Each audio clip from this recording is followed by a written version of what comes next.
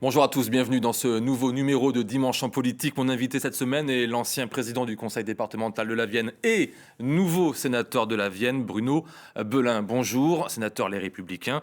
Nous allons passer une grande partie de cette émission à parler vaccination, EHPAD, virus, variants ARS et hôpitaux. Actualité oblige, ça ne devrait pas dépayser le pharmacien que vous êtes. Il sera également question à la fin de cette émission de certains dossiers locaux et bien sûr des prochaines élections départementales. Alors on commence, si vous le voulez bien, Bruno Belin, avec les annonces cette semaine, ce jeudi, du Premier ministre Jean Castex concernant les nouvelles règles sanitaires. Pas de reconfinement proprement parlé, mais un couvre-feu à 18h étendu à tout le pays. Qu'en pensez-vous ? La situation est très préoccupante, incontestablement. Donc, je crois que toutes les mesures de protection individuelle, familiale, personnelle, la responsabilité collective que nous partageons, effectivement, l'enjeu il est là aujourd'hui. On voit bien que c'est en train de flamber. Donc c'est une bonne mesure. Sur les mutations. Après, c'est la cohérence des mesures. C'est toujours une question de calendrier de mesures, parce que quand même tout au long de l'année, on nous a dit on est prêt sur les masques, on est prêt sur les tests, on est prêt sur les lits, on est prêt sur les vaccins, et on voit bien que finalement on va arriver peut-être à un troisième confinement. Il faut penser aussi à l'économie, je pense beaucoup aux étudiants, aux personnes âgées isolées. Justement, dans l'ordre, sur l'économie par rapport à ce couvre-feu dès 18h, est-ce que selon vous ça va poser problème ? Est-ce qu'il y avait une meilleure solution ? Est-ce que c'est la bonne solution actuellement ? Il n'y a pas de bonne solution. On est face à quelque chose de terrible, d'extraordinaire, d'imprévu, d'inimaginé, de non simulé bien évidemment. Et donc, il n'y a pas de bonne solution. Là, il faut savoir effectivement à la fois faire face aux dangers sanitaires, parce qu'il y a des vies en jeu tous les jours, il y a des morts tous les jours. Donc ça, c'est une réalité. On a su effectivement s'adapter sur les EHPAD, mais on voit bien aujourd'hui qu'il y a des cas en milieu scolaire, dans les collèges. Voilà. Et puis à côté de ça, il ne faut pas fermer les écoles. Parce qu'on a bien vu dans le confinement du printemps que les premières victimes sont aussi des victimes de violences conjugales, de violences familiales. Et donc l'école ouverte, c'est une solution indispensable aujourd'hui. Et puis quant à l'économie, ben effectivement, il faut se poser des questions, parce qu'on peut être plusieurs milliers sur un quai de métro et puis plusieurs milliers dans un centre commercial ici à Poitiers. Et par contre, on ne peut pas être à 3 dans un café de village ou dans un restaurant. Donc, et quand on quitte le travail à 18h, généralement, c'est pas pour aller prendre l'apéro, c'est pour aller faire les courses, souvent, depuis en tout cas 1 an, depuis ce premier confinement. Est-ce que vous pensez que ça va être bien vécu, mal vécu, le côté on veut bloquer l'effet apéro ? C'est ce qu'a dit Stanislas Guerini d'En Marche. Il faut qu'il y ait une prise de conscience à chaque fois que la mesure de protection, elle va être par la responsabilité autour de soi. Et donc, effectivement, il y a la partie professionnelle, il y a le temps professionnel, et après le temps professionnel, ça doit être un temps c'est choix. Ça, c'est le message que font passer tous les spécialistes médicaux actuellement. Voilà, il faut éviter le plus possible d'être en public. Donc, mais c'est vrai que notre préoccupation, elle est sur l'économie. Parce que si on veut que ce pays marche et que ce pays ait les moyens d'avoir effectivement les réponses en matière de santé et les moyens financiers de faire tourner tout ça, il faut aussi que l'économie tourne. On est très préoccupé sur justement, on pourra parler des restaurateurs, mais ou de la culture, par exemple. On a pu lire cette semaine dans le Canard enchaîné qu'en Espagne, en Croatie, en Serbie, à Malte, au Monténégro, au Portugal, pour ne parler que des pays européens, les théâtres, les cirques, les cinémas ne sont pas fermés et aucun foyer d'épidémie spécifique dans ces lieux n'a été signalé. La culture est-elle sacrifiée aujourd'hui en France ? Moi, je préfère que les gens puissent aller le week-end dans les musées qui sont capables d'accueillir, d'avoir des jauges, de pouvoir effectivement comme ils vont à la messe, comme on peut aller à la messe aujourd'hui, permettre pas dans un effectivement un débit précis plutôt que d'être dans les centres commerciaux. On peut être dans un cinéma sans s'exposer, sans exposer les autres. Donc je crois qu'il faut atteindre à la culture, c'est aussi socialement une régression. Donc ça fait partie des vrais sujets. Alors Roselyne Bachelot fait son maximum, je la crois vraiment mobilisée sur le sujet, mais le sujet des fermetures des lieux de culture, je pense aux musées, parce que ça c'est vraiment quelque chose qui est capable, où on serait capable d'accueillir. Il faudrait que ça soit évidemment envisagé. 77 ordonnances ont été publiées depuis le début de la crise sanitaire. Le parlementaire que vous êtes est-il choqué par la façon de faire du gouvernement pour légiférer ? Il y a de nombreuses maladresses de la part du gouvernement. Moi, je n'ai eu de cesse de le dire. D'abord, sur la forme, il n'y a plus de conseil des ministres, il y a des conseils de défense. Il y a eu vraiment des boulettes de la part des responsables de l'État, où ils ont voulu nommer des comités d'experts, des comités de citoyens, des comités participatifs, alors que l'article 24 de la Constitution précise bien que le seul qui est habilité à contrôler l'action du gouvernement, c'est le Parlement. Voilà, et avec des gens responsables, élus. Alors justement, est-ce que le Parlement est assez consulté aujourd'hui par le gouvernement, selon vous? Pas assez, ça c'est certain, et c'est l'inverse, c'est-à-dire que c'est le Parlement qui convoque aujourd'hui les ministres. Le ministre de la Santé a été auditionné mardi au Sénat pour qu'il puisse expliquer où on en est sur la stratégie. D'ailleurs, qu'en est-il ressorti? Les sénateurs veulent une transparence. Les questions qui ont été posées, c'est combien il y a de doses? Où sont-elles? Quand? Quel est le planning? Ouvre-t-on les centres de vaccination? On voit bien la situation dans la Vienne. Moi, ce matin, j'ai encore interrogé la directrice du CHU et la directrice de l'ARS pour savoir quand le centre de vaccination de Loudun sera ouvert la semaine prochaine. Sur l'audition du ministre de la Santé, il vous a rassuré, il vous a inquiété Ni l'un ni l'autre. Il vous a convaincu? On est dans l'à peu près. On est à peu près parce que d'un côté, tout le monde dit on est prêt, on est le meilleur pays du monde, et à côté, on voit bien les résultats. Les résultats, ils sont vraiment faciles à évaluer sur la vaccination. On sait que c'est la seule solution pour s'en sortir. Se vacciner, être vacciné. Vacciner les plus fragiles, vacciner ceux qui sont exposés, puis généraliser la vaccination. Donc, il y a un décalage entre la situation de mars, où il fallait beaucoup d'humilité parce qu'on découvrait tout.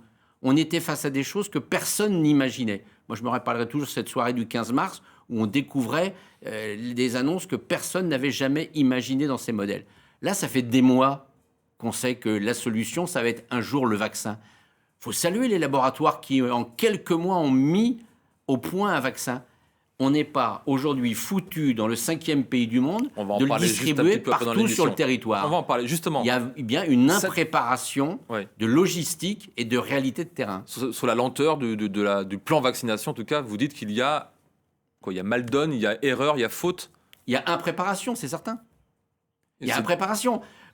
Il existe depuis plus de 60 ans dans ce pays des systèmes de répartiteurs qui distribuent dans tous les villages où il y a une officine, en respectant la chaîne du froid, en respectant la traçabilité, des vaccins. On sait faire. Ces gens-là n'ont pas été consultés depuis des mois pour préparer cette logistique-là à l'instant T. Donc c'est pas un problème bureaucratique, mais c'est un problème de centralisation bureaucratique. C'est un problème politique. Qu'on soit clair sur un sujet. Moi, jamais je n'attaquerai une administration. Nous avons une fonction publique en France de qualité. Mais la fonction publique, l'administration, elle doit faire ce que le politique décide. Et elle est forte quand le politique est faible. Donc si ça se passe mal, c'est pas une question de technocrate, c'est pas une question d'énarque, c'est pas une question de bureaucrate, c'est que le politique est pas assez fort, que le politique est pas assez bon pour donner les instructions, pour prévoir les choses qui sont parfois difficiles, évidemment, à organiser et à prévoir. Par exemple, le fait que tous les personnels soignants volontaires au vaccin ne soient pas encore vaccinés, est-ce que c'est choquant, selon vous? Bien sûr, puisque... On va commencer la campagne pour les plus de 75 ans lundi, mais pour autant, tous les personnels de soignants ne sont pas tous vaccinés. Il faut bien commencer par quelque chose. Ça, voilà, par une catégorie. Alors, est-ce que c'est les plus de 85 ans? Est-ce que c'est les résidents d'EHPAD? Est-ce que c'est les professionnels de santé? Il y a forcément des choix à faire. Mais en tout cas, nous sommes aujourd'hui, le dimanche 17 janvier. Ça fait des mois que l'on sait que la solution, c'est le vaccin. Et ça fait aujourd'hui un mois pile qu'il y a eu le débat sur la stratégie vaccinale à l'Assemblée nationale et au Sénat. Ce jour-là, le ministre de la Santé nous dit « il n'y a pas de problème, on est prêt ». On voit bien un mois après que nous n'étions pas prêts. Et on va bien sûr en parler dans pas trop longtemps dans cette émission, mais dans la Vienne où le taux d'incidence a dépassé les 100 pour 100 000 habitants, les premières doses de vaccin sont donc arrivées la semaine dernière. Et on en parle juste après ce reportage. Voici les précieux flacons de Pfizer-BioNTech Covid-19. Et les vaccins sont à l'intérieur ici. C'est une toute petite quantité. Une commande de 5000 doses déjà bien entamée. C'est des vaccins ARN donc relativement fragiles. Ils doivent être conservés à très basse température, donc entre moins 60 et moins 90 degrés.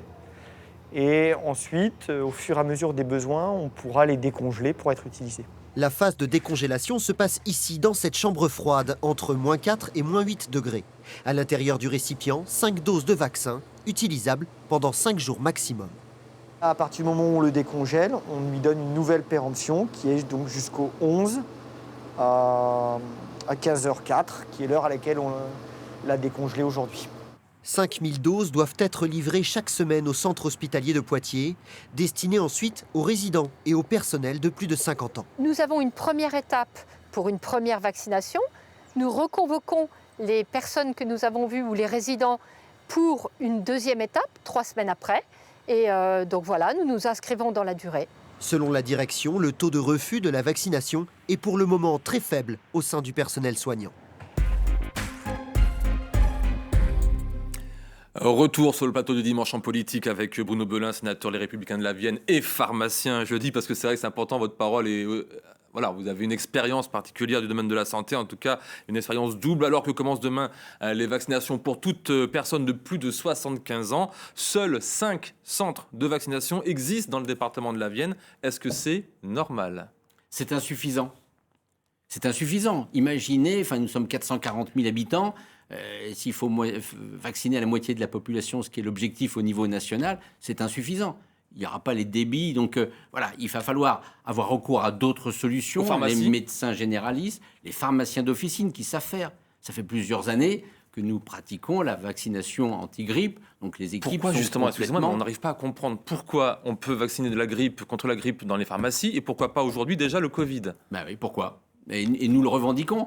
On a un système complexe, et là je crois que c'est pas le moment aujourd'hui, mais il faudra faire l'évaluation de ces mois-ci.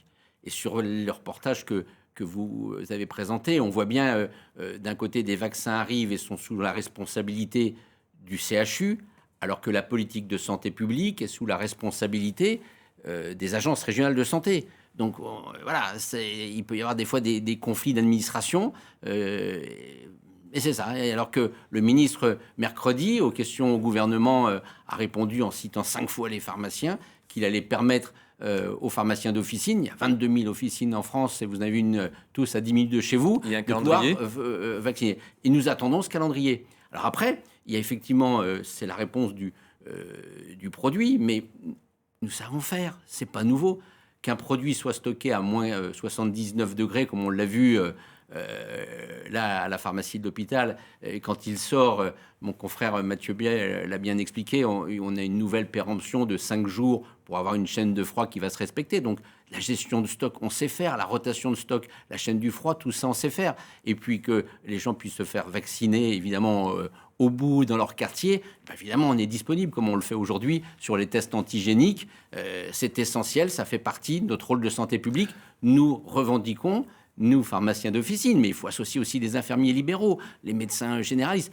Partout où c'est possible, partout où il y a la confiance, partout où il y a la proximité, il faut donner l'opportunité d'être vacciné, c'est ce que nous demandons. Y compris dans des vaccinodromes, il y a certaines personnes, certains élus locaux dans des départements comme la Charente-Maritime, par exemple, qui le proposent.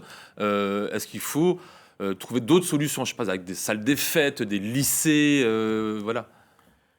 Les centres de secours des sapeurs-pompiers, puisqu'il y a des professionnels de santé dans tous les SDIS de France. Tout ce qui peut être mis en place sera de bonnes réponses. Alors moi, j'aime pas trop les... On est trop rigide dans le système français en ce moment, c'est ça ? Bien sûr qu'on est rigide. Voilà, ça c'est certain. Si vous n'avez pas le bon formulaire et que vous répondez pas à l'application de ce qui a pu être écrit dans un texte réglementaire, évidemment, c'est pas applicable. J'en ai parlé ce matin encore avec la directrice de l'ARS. Voilà, sur quand les pharmaciens d'officine pourront vacciner, on attend le texte.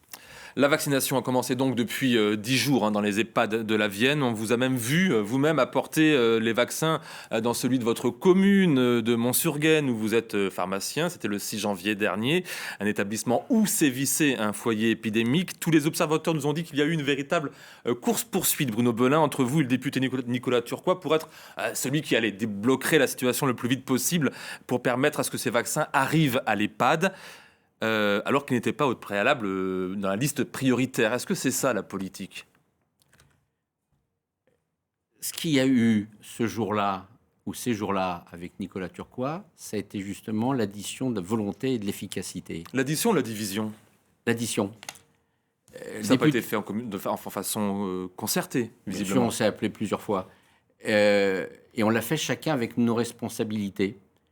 Nicolas Turquois l'a fait comme député parlementaire, agissant auprès des services publics, parce que dans sa circonscription, il y avait un foyer fort qui s'était créé en quelques jours. Moi, j'ai agi en tant que professionnel de santé, concerné par l'établissement dont je suis le pharmacien référent. Vous avez 18 cas en quelques jours, le médecin nous alerte. Un peu en tant que sénateur aussi, quand même, Bruno Belin. J'ai agi, Jérôme Villain. Tous les pharmaciens ne peuvent pas demander à un ministère... Un professionnel de santé qui voit que dans l'établissement dont il est en partie responsable, qu'il y a des risques et que la solution existe, puisque la solution était le vaccin, que le vaccin était livré le mardi et qu'effectivement, il était hors de question d'attendre 48 heures de plus. Qu'est-ce qu'on se serait dit s'il y avait eu un mort entre les 2 jours? Donc, oui, j'ai harcelé le CHU pour que nous puissions, sous notre responsabilité, puisque l'Agence régionale de santé avait commandité aux pharmaciens d'officine que je suis de pouvoir délivrer les doses aux médecins coordonnateurs de l'EHPAD, bien sûr que je suis allé les chercher dès que possible. S'il avait même fallu le faire dans la nuit, on l'aurait fait. Qu'est-ce qu'on aurait pu penser si, effectivement, il y a eu plus de cas, à partir du moment où on savait qu'on avait une brèche dans cet établissement particulier, puisque ça s'est fait au sein d'une unité Alzheimer, là où il est difficile d'expliquer, d'être rationnel par rapport aux résidents. Donc, vous savez, l'enjeu d'un professionnel de santé, c'est d'apporter une réponse. Il y avait la possibilité de la réponse, on s'est mobilisé pour la réponse. Et moi, je salue le travail du député, parce que lui, il a fait, dans sa responsabilité, entendre que les choses devaient aller plus vite. Et je crois que c'est ça aussi la politique.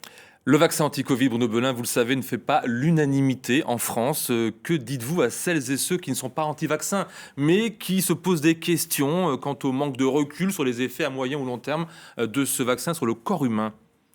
C'est un sujet très délicat et j'espère qu'on va pouvoir en parler longtemps. Mais alors, il faut se faire vacciner. Ça, si je devais avoir que 3 secondes pour en parler, c'est la seule solution, donc il faut être vacciné. Moi, je comprends très bien qu'il y a des réticences, surtout dans la génération qui nous précède, parce qu'elle a connu une période où la vaccination avait des échecs. Rappelez-vous, vous avez peut-être entendu parler des premiers vaccins polio qui ont effectivement donné des échecs et qui ont fait subir, où il y a même eu des décès. Donc, les choses ont évolué. Oui, on n'a pas le recul aujourd'hui. Mais là, c'est plutôt les jeunes, finalement, qui ont l'air un peu méfiants. Oui, on n'a pas le recul aujourd'hui, puisque là, sur le vaccin qui est utilisé, on a quelques semaines, 3-4 semaines de recul. Et il va falloir attendre aussi les 21 jours de la 2e dose pour voir comment l'immunité va réagir et fonctionner. Mais c'est quoi la solution? Il n'y en a pas d'autre. Et il faut bien, à un moment donné, se dire, oui, on va arriver sur une solution sanitaire. Et la seule solution qui existe aujourd'hui, tant mieux s'il y en a d'autres dans quelques mois, mais la seule solution aujourd'hui, c'est le schéma vaccinal. Il n'y en a pas d'autre. Donc, il faut se faire vacciner, il faut inciter, il faut que les professionnels de santé le fassent et montrent par leur exemple, en toute humilité, qu'ils ont confiance dans ce qu'ils font. Et il faut aussi que les politiques, de par leur responsabilité, incitent à la vaccination. Comment se fait-il? J'espère que le ministre de la Santé se fera vite vacciner. Comment se fait-il, selon vous, que la France, pays de Pasteur, n'ait pas encore son vaccin? Et de Camille Guérin, bien sûr, n'est pas encore son vaccin. Alors, il ne faut pas qu'on ait de guerre de drapeau, de territoire. Ça attend des explications, des tentatives d'explication. Le député de la France Insoumise, François Ruffin, a réclamé jeudi dernier une commission d'enquête à l'Assemblée nationale sur les raisons du retard, justement, sur le développement du vaccin anti-Covid par Sanofi. Et je cite, de la casse du laboratoire français depuis une décennie. Vous êtes d'accord avec cette analyse? Nous ferons l'évaluation de tout ça après. Aujourd'hui, il faut sauver des vies. C'est la seule préoccupation qu'on doit avoir. Et donc, si c'est un vaccin qui est produit dans un autre pays, que nous devons acheter, si les solutions viennent comme ça, très bien. Et après, on verra s'il y a eu effectivement erreur. Rappelez-vous combien on s'est moqué de Roselyne Bachelot. Elle avait peut-être raison d'avoir anticipé des stocks et des stocks et des stocks. Donc, j'espère que dans l'évaluation de ce que nous vivons depuis bientôt 1 an, nous saurons peut-être prévoir ce qui peut se renouveler dans 10 ans, dans 15 ans. C'est ça la responsabilité aussi. Est-ce que vous pensez que le retard de Sanofi dans la mise au point du vaccin est un lien avec la lenteur du plan vaccination en France? connaissant les liens d'amitié entre le PDG de Sanofi et le président de la République. Je n'irai pas sur ce terrain-là, Jérôme Billin. Parce que je ne connais pas le patron de Sanofi, mais ce n'est pas le politique qui fait en sorte que la production de vaccins va s'accélérer. Le politique, sa responsabilité, elle réside dans le fait que depuis cet été, depuis l'été 2020, nous aurions dû préparer, simuler, organiser cette vaccination pour qu'au moment où nous avons le produit, que ce soit le produit A, le produit B ou un autre... Et ça n'a pas été fait. Et ça n'a pas été fait. Aujourd'hui, nous le savons, ça n'a pas été fait. Et quand nous posons la question au ministre depuis des semaines, combien de doses, quand, où, nous n'avons pas les réponses. C'est un véritable j'accuse que vous êtes en train de faire là par rapport à la politique gouvernementale. C'est ce qui s'est dit devant la commission parlementaire des affaires sociales du Sénat mardi dernier. Et donc, des chiffres sont annoncés. On parle aujourd'hui de 600 millions de doses qui vont arriver. Très bien. Quand ? Ma seule question, c'est quand. Quand ouvre-t-on le centre de vaccination de l'hôpital de Loudun ? Il est autorisé. J'ai demandé vendredi matin à la directrice du CHU quand il serait disponible au public. On me répond peut-être jeudi, peut-être vendredi. C'est pas comme ça que ça fonctionne. C'est pas comme ça. Il y a des choses qui m'ont choqué, qui me choquent et sur lesquelles on reviendra. On est en mobilisation. On a entendu parler de guerre. Là, pendant les derniers congés de Noël, nombreux professionnels de santé étaient mobilisés, ont assuré leur garde, j'en ai fait partie, et on apprend qu'aux agences régionales de santé, certains médecins étaient en congé. Voilà. Quand on est en guerre, on est tous mobilisés. Beaucoup de personnes en France, Bruno Belin, pointent du doigt la politique de santé et la politique hospitalière de la France et différents gouvernements depuis la présidence de Nicolas Sarkozy, Sarkozy, Hollande, Macron. De fait, c'est le quotidien du médecin qui le dit, ce sont 69 000 lits d'hôpitaux qui ont été supprimés en 15 ans dans le pays. Est-ce que ce n'est pas là la faute originelle ? La première faute, la politique hospitalière, parce que vous parlez des 3 derniers quinquennats, on pourrait revenir au septennat qui a inventé les 35 heures. Parce que les 35 heures à l'hôpital, c'est infaisable. Allez, on parlait à tous les chefs de service qui se sont succédés dans tous les hôpitaux et les CHU de France depuis 40 ans. Les 35 heures ont forcément freiné et désorganisé les hôpitaux. Voilà.